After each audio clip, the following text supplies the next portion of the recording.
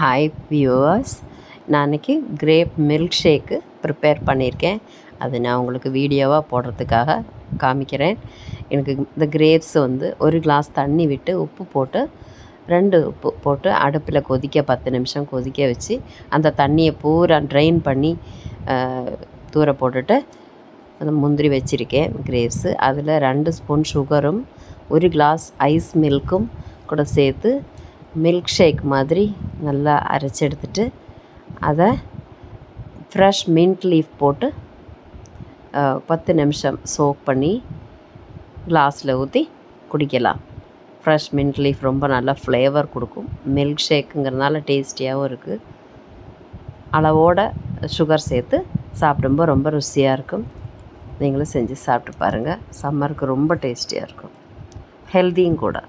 ஏன்னா இப்போ கிரேப்ஸ்லாம் மருந்தெல்லாம் அடிக்குது இல்லையா, அதனால்